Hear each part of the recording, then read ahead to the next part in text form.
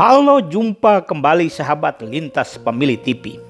Hari ini kami akan memberikan satu kesaksian tentang derita pasien COVID-19.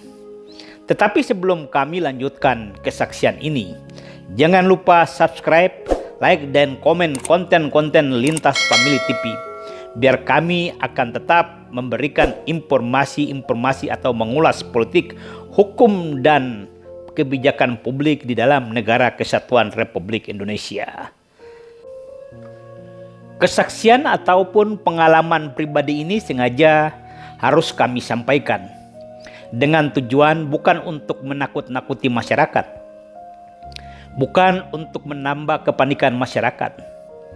Tetapi pengalaman ini kami sampaikan untuk menjadi satu masukan bagi masyarakat, biar masyarakat mengetahui bagaimana beratnya perjuangan seorang pasien COVID-19 dalam berjuang mempertahankan nyawa, dan bagaimana pengabdian para suster, juru rawat, dan dokter di rumah sakit dalam penanganan COVID-19.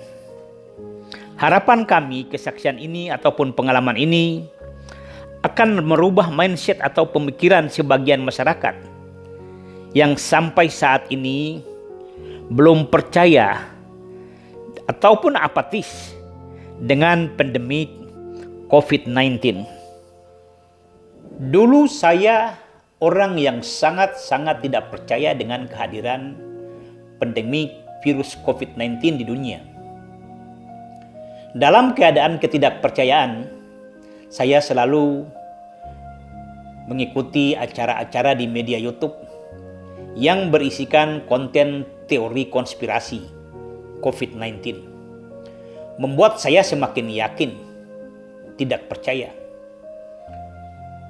Dan pemikiran saya sudah sampai pada titik bahwa pandemi COVID-19 adalah teori konspirasi semata yang kini ditunggangi oleh pemerintah untuk bersama-sama menambah utang luar negeri, sekaligus menikmati uang pinjaman dengan berbagai cara, beralaskan penanganan COVID-19.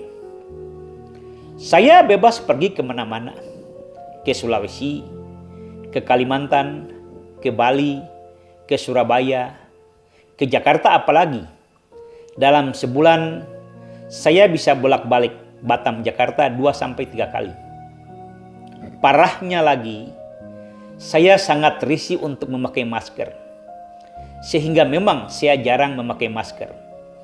Kalaupun saya pergi khusus di tempat-tempat umum yang memang diwajibkan memakai masker, seperti dalam pesawat terbang ataupun di sekitar bandara, saya lalu memakai masker. Ketika mendengar berita tentang wabah COVID-19, saya selalu mencibir dan berkata entah iya atau tidak. Bagi saya, COVID-19 tak lebih dari teori konspirasi global. Awal bulan Mei tahun 2021, saya mulai mengalami sakit batuk-batuk kering, tidak berdahak. Bagi saya, ini adalah hal biasa. Dan karena kebiasaan jika batuk cukup dengan minum obat OBH atau beberapa obat batuk yang lain, dan sedikit beristirahat sebentar, pasti akan sembuh. Saya masih sering bepergian ke luar daerah, termasuk Jakarta untuk kepentingan kerja dan Bandung untuk kepentingan studi. Dan kewajiban saya untuk selalu membawakan surat hasil tes COVID-19 antigen tetap saya lakukan. Dan pada waktu saya diserang batuk kering, hasil tes COVID-19 antigen masih negatif atau keterangan tidak reaktif. Memasuki bulan puasa, saya menjalankan ibadah puasa, walaupun batuk kering tidak pernah hilang-hilang. Puasa sudah berjalan selama seminggu. Saya tetap menjalankan ibadah puasa dengan baik. Dan kenyataannya, batuk kering yang saya alami tidak hilang-hilang juga. Dan saya masih tetap dalam aktivitas sering ke Jakarta. Di saat-saat inilah saya mulai merasakan badan nggak enak. Napas pun agak sedikit cepat. Tetapi ketika saya melakukan tes COVID genos masih tetap negatif. Dan ketika saya balik dari Jakarta, langsung saya ke dokter praktek di Batam. Setelah dokter melakukan pengecekan, dokter hanya mengatakan bahwa mungkin kecapean dan ada sedikit tekanan darah tinggi. Saya mendapatkan beberapa jenis obat dan beberapa hari kemudian saya kembali berangkat ke Jakarta. Hasil tes COVID-19 antigen saya masih tetap negatif. Ketika sampai di Jakarta, saya mulai merasakan badan semakin tidak enak. Napas pun sepertinya mengalami gangguan karena bernapas sedikit berat. Pikir saya mungkin karena batuk kering. Saya mulai kaget karena batuk mulai mengeluarkan lendir bercampur dengan darah. Hal ini membuat saya panik. Langsung saya ke dokter minta cek COVID-19 dan ternyata hasilnya reaktif. Dokter sarankan istirahat dulu beberapa hari di hotel, nanti datang tes lagi. Dokter memberikan beberapa obat dan menyarankan meminum beberapa vitamin. 3 hari saya mengambil waktu untuk istirahat di hotel. Lalu hari yang keempat saya cek lagi dan ternyata hasilnya positif. Sebetulnya dokter menyarankan supaya istirahat dulu, kemudian akan lebih baik kita melaksanakan tes PCR swab. Hasilnya semakin jelas, biar ada kepastian untuk saya. Tetapi oleh karena saya keras ingin balik ke Batam, akhirnya dokter hanya menyarankan bahwa kalau begitu, Bapak balik ke Batam, kemudian nanti tes PCR swab juga, biar hasilnya semakin jelas. Pada waktu di bandara, saya merasa badan saya semakin tidak enak. Napas pun semakin berat. Terlalu berjalan cepat berkemungkinan bisa pingsan di jalan. Saya tetap semangat dan satu saja pikiran saya. Jangan sampai saya pingsan di dalam bandara ataupun di dalam pesawat. Saya selalu berdoa, selamatkan saya ya Allah. Jadwal penerbangan pesawat pukul 17.30. Sampai di Batam pukul 18.45. Tetapi karena ada keterlambatan penerbangan sehingga saya baru sampai di Bandara Udara Hang Nadim pukul 19.25. Turun dari pesawat di Bandara Hang Nadim, badan saya semakin lemah. Napas pun semakin berat. Berjalan sejauh 10 meter harus istirahat sebentar untuk mengambil napas, lalu bisa berjalan lagi. Kalau dipaksakan mungkin saya bisa pingsan di jalan. Saya sampai di parkir mobil, langsung menghubungi keluarga bahwa saya langsung ke rumah sakit Fatimah di sekitar Botania 2 Batam Center. Walaupun badan saya semakin lemah, saya mencoba kuat untuk menjaga konsentrasi menyetir mobil. Sesampai di rumah sakit, saya langsung dibawa ke unit gawat darurat. Setelah dijelaskan tanda-tanda penyakit, saya langsung dipindahkan ke ruang isolasi khusus. Karena napas saya semakin hari semakin hilang, oleh tim medis lalu dipasangkan oksigen. Dan dokter pun mulai melakukan pemeriksaan. Dokter meminta saya untuk berdiri dalam rangka melakukan foto rongseng sekaligus pemeriksaan darah. Dan ternyata saya positif COVID-19 dengan status sudah terinfeksi paru-paru 45%. Menurut tim medis sudah termasuk tahap kritis. Karena malam itu rumah sakit Fatimah penuh, maka saya dirujuk ke rumah sakit Elizabeth Sungai Lekop Batam. Pukul 22.30 ambulans menjemput saya untuk dibawa ke sana. Kondisi saya sudah semakin kritis dan dalam keadaan sadar dan tak sadar. Tetapi dalam ingatan dan bayang-bayang saya masih melihat petugas medis rumah sakit Elizabeth langsung memasukkan saya ke isolasi khusus sendiri. Dipasangkan oksigen dan infus. Dalam keadaan kritis saya masih ingat bagaimana kesibukan dokter dan tim medis malam itu untuk mengurus saya. Dan bagaimana tim medis memeriksa keadaan saya sejam sekali. Dan malam itu saya benar-benar berjuang mempertahankan nyawa dalam ruangan sendiri. Dan saya sangat yakin bahwa Allah akan menolong saya dan saya harus segera sembuh. Dalam kondisi kritis, saya sudah tidak lagi mengenal orang. Walaupun terkadang dokter atau tim medis berbicara, saya masih mendengar. Dan kehidupan saya tergantung kepada oksigen yang masuk dalam tubuh saya. Jika saja oksigen tercabut, maka hilang nyawa saya. Besoknya pada tanggal 8 Mei 2021, saya sudah mulai sadar, tetapi tidak bertenaga. Dokter datang periksa saya dan dokter mengatakan sudah bagus. Napas sudah mulai pulih, yang tadinya pakai oksigen cuma 60, sekarang sudah naik pakai oksigen sudah 90. Saran dokter, saya masih dalam situasi kritis pernapasan. Tidak boleh bergerak kemana-mana. Ke kamar mandi pun tidak boleh. Maka saya dipasangkan selang untuk membuang air kecil dan pampers untuk melakukan buang air besar. Hal ini tentu sesuatu yang sangat menjijikkan bagi saya. Tetapi memang dalam keadaan ini, saya memang dalam posisi tidak memiliki tenaga. Dan hal itu harus dijalankan demi keselamatan saya sendiri. Dalam 5 hari tersebut, betapa berat perjuangan untuk memulihkan pernapasan. Sehingga yang ada dalam pikiran saya, ikuti saja petunjuk dokter. Dan saya harus tetap semangat untuk sembuh. Kondisi ruangan saya sudah digabungkan dengan 3 orang yang lain yang juga para penderita COVID-19. Sehingga di dalam ruangan tersebut kami terdapat 4 orang. Setiap hari tidur berbaring di tempat tidur. Kalaupun duduk ketika waktu minum obat, sarapan dan makan. Obat diminum dalam sehari 3 kali. Ada beberapa jenis obat.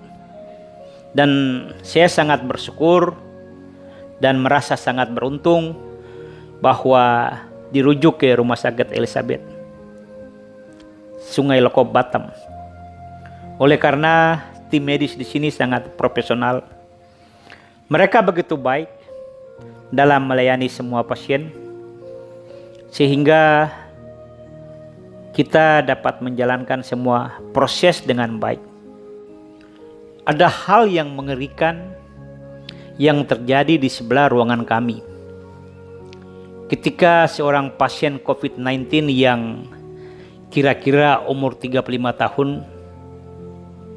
sebetulnya kondisi pasien masih kritis pernapasan juga. Dan dokter dan tim medis sudah mengingatkannya bahwa jangan bergerak. Kondisi pernapasan si pasien masih kritis. Kalau jatuh nanti pasti sangat berbahaya. Tetapi sore itu si pasien nekat untuk bergerak pergi ke toilet. Yang kami tahu, jarak antara toilet dengan tempat tidur si pasien mungkin sekitar 5 meter. Tetapi kita harus berjalan sambil membawa tongkat tombol infus. Dan bagi pasien yang sedang kritis pernapasan, hal ini sangatlah berat. Dan kembali ke pasien COVID-19 yang berusia 35 tahun ini, dia memaksakan diri untuk berjalan sampai ke toilet. Mungkin hanya sekedar buang air kecil. Lalu dia kembali. Tetapi apa yang terjadi? Ketika dia kembali, belum sampai ke tempat tidurnya, tenaganya hilang. Hal ini dikarenakan kehabisan napas. Pasien pun jatuh. Beberapa saat badannya gemetar dan kemudian meninggal. Semua orang yang berada dalam ruangan itu sudah panik dan memanggil-manggil melalui media komunikasi untuk mendatangkan tenaga medis segera mungkin. Tetapi kehadiran tenaga medis tidak dapat lagi menolong si pasien. Hal ini merupakan sesuatu yang sangat-sangat disayangkan. Dan kita tidak dapat menyalahkan tim medis. Karena dapat dibayangkan, untuk masuk ke ruangan kami, tim medis harus menggunakan APD dengan waktu 5-7 menit. Ini termasuk sangat cepat. Jadi ini memang sesuatu yang sangat sulit. Semua membutuhkan kerjasama antara pasien dan tim medis, juga termasuk keluarga pasien. Dan sekali lagi, saya menyatakan bahwa kita tidak boleh menyalahkan tim medis penanganan COVID-19. Hari ke-8 di rumah sakit, napas saya sudah mulai normal dan sesekali sudah bisa melepaskan oksigen. Tetapi belum bisa bergerak bebas karena tenaga belum kuat. Dapat dibayangkan, baru saja berjalan 5 meter ke kamar mandi, seperti sudah mau putus napas lagi. Jadi menurut anjuran dokter, walaupun napas sudah mulai normal, jangan melakukan kegiatan dulu. Istirahat dan biarlah benar-benar sembuh. Saya tetap ikuti petunjuk dokter. Setiap hari minum obat rutin dan beristirahat di rumah sakit. Hari yang ke-10, saya sudah dapat keluar berjemur dan berjalan untuk memulihkan pernapasan. Walaupun masih memakai botol infus, tetapi saya tetap semangat. Dan pada hari yang ke-12, botol infus sudah dapat dilepas. Karena dalam diri saya sudah tidak ada lagi keluhan. Selanjutnya, hari-hari saya tetap beristirahat, minum obat, dan melakukan pemeriksaan dokter rutin, baik cek tekanan darah maupun cek pernapasan, serta suhu badan. Alhamdulillah, hari demi hari kesehatan saya semakin pulih dan sudah tidak ada lagi keluhan. Dalam ruangan isolasi kami ada 4 orang. Ketika selesai pemeriksaan dokter, biasanya kami berdiskusi sambil baring atau duduk di tempat tidur masing-masing. Dan dari diskusi ini, saya dapat mengetahui bagaimana bentuk-bentuk virus COVID-19 mulai masuk dalam tubuh kita dan bagaimana tanda-tandanya. Hal ini adalah cerita langsung dari pasien yang mungkin dapat saya jelaskan sebagai masukan untuk masyarakat, biar masyarakat lebih mengetahui tanda-tandanya. Dan inilah tanda-tanda ketika virus COVID-19 mulai masuk di dalam tubuh kita. Golongan pertama, tanda-tanda virus COVID-19 masuk ke dalam tubuh kita adalah: pertama, badan meriang, panas dingin. Minum obat demam tidak sembuh-sembuh. Kemudian muncul batuk kering. Minum obat batuk juga tidak sembuh-sembuh. Badan mulai terasa lemah dan hilang indera penciuman. Inilah tanda pertama. Dan yang golongan kedua, sakit tenggorokan, minum berbagai macam obat tidak sembuh-sembuh. Badan terasa tidak nyaman. Sesekali sakit kepala, minum beberapa macam obat juga tidak sembuh. Dan dibarengi dengan diare, minum berbagai obat juga tidak sembuh. Badan mulai panas dan hilang indera penciuman. Inilah tanda-tanda yang kedua. Dan golongan yang ketiga, tanda-tandanya batuk kering, Minum bermacam obat tidak sembuh. Mulai terasa sesak napas. Dan berikut batuk mulai mengeluarkan dahak bercampur darah. Suhu badan mulai tinggi. Napas pun mulai hilang. Tenaga berkurang. Dan yang terakhir, indera penciuman hilang. Inilah tanda-tanda yang ketiga.